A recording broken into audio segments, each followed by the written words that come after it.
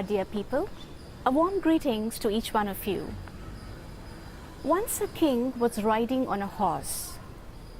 He noticed a more than 80-year-old man planting a mango sapling. He stopped and laughed. The king asked, "When do you plan to eat the fruit, dear old man?" The man answered, "Your Honor, if your forefathers had thought the way you are thinking now, you would have never known what a mango fruit is. I am not planting the sapling to eat for myself. I don't even know whether I'll survive till then. I'm planting so that someone in future may enjoy it. Maybe some people will cherish it. Maybe a few birds will peck on it. It is my offering to the whole universe, not just for my own eating." This was an eye-opener for the king. He bowed and went away. How do we connect to action without thinking of the result like this dear old man? By offering to Isvara. Who is Isvara? What is his form? Well, you see, the world exists. Who created the world? Who created the sun, the moon, the stars, the clouds, the planets? Who created the cycle of tides and seasons? Who provided for the needs of every creature? Not you, certainly not me either. The world seems to be a finished house meant to be enjoyed by everyone. And the kitchen seems to provide food for every creature, right from a bee to a bird or a man. Everything seems so well designed, including the human machine, which is capable of lasting more than 100 years. Who authored this beautiful, meaningful creation? God, the Creator, called Isvara in Vedic teaching. Isvara cannot be limited in form, otherwise he will be limited in place, time and knowledge like any other. Isvara is in the form of the whole, the 5 elements: earth, water, fire, air and space, the sun, the moon, the time, the laws of nature. Isvara is the entire creation. All forms are his forms. Therefore, one can invoke the Lord in any form. The various orders of creation, the physical order of the universe, right from an atom to a mountain, the biological, physiological, psychological, the cognitive order of every living being are assembled in a certain structure, symmetry, intelligence and beauty, looked upon as the creation and manifestation of Isvara. Our own conscience, nothing but a sense of dharma, is also Isvara. God is the creator of all we have in the world, and he only created our life and he created us. God is everywhere in the world, even in our hearts. He's there everywhere. He's around us, but we can't see him. He can see us. When you worship God and your heart is very pure, that time you can see God in you. He created us and the world and humans. He is everywhere, but he's invisible. We can't see him. If we pray, then we can see God. Therefore, how does one enjoy action itself? By surrendering the action to Isvara.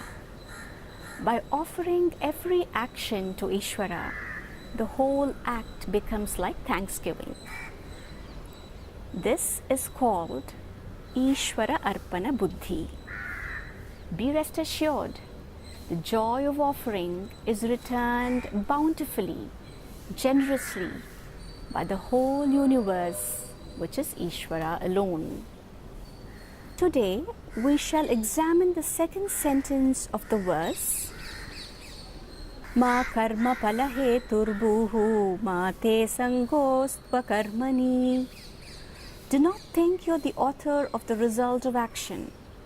Don't shun work and do not be attached to inaction.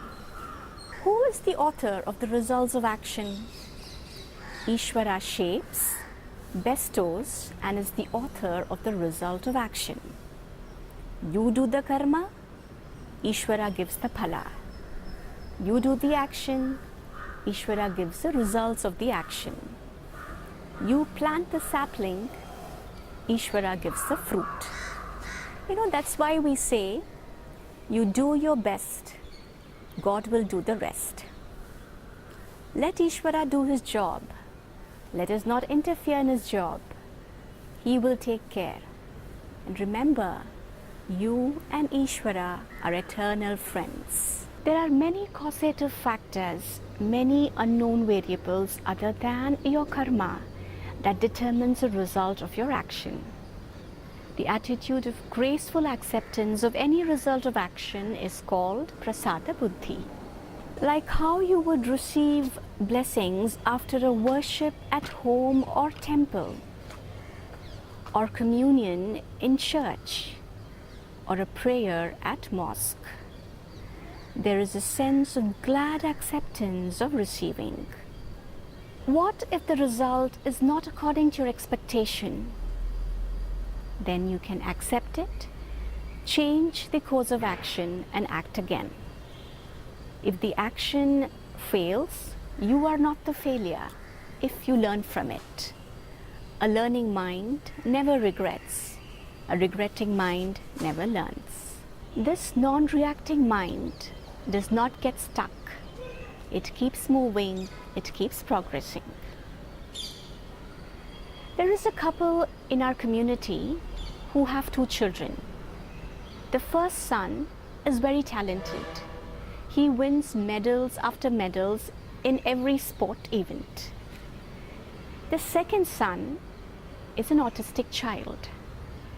When the couple were questioned about the difference and difficulty in raising the autistic child, do you know what the couple answered?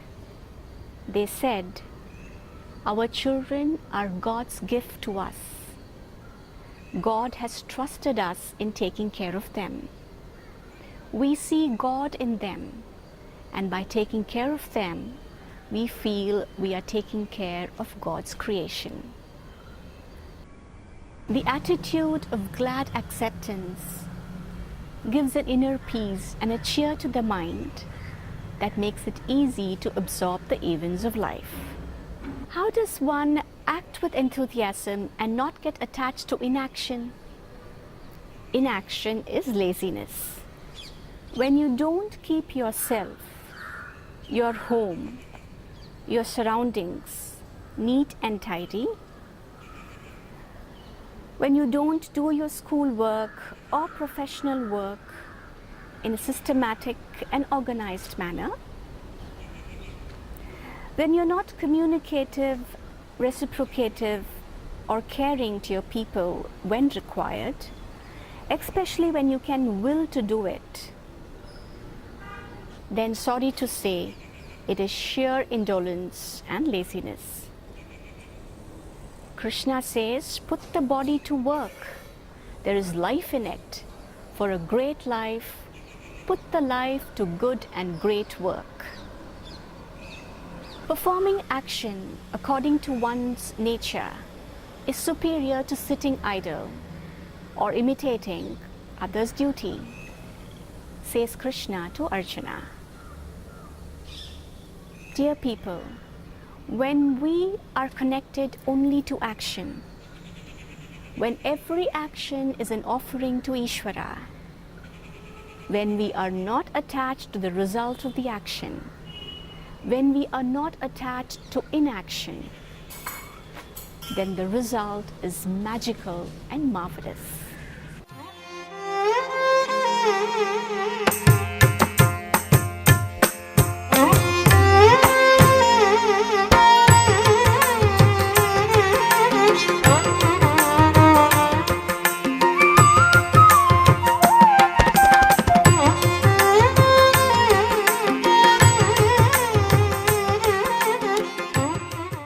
What makes one a complete karma yogi? What is the ultimate gain that is everlasting? Next episode, with lots of love. Signing off, Pavithra Srinivasan.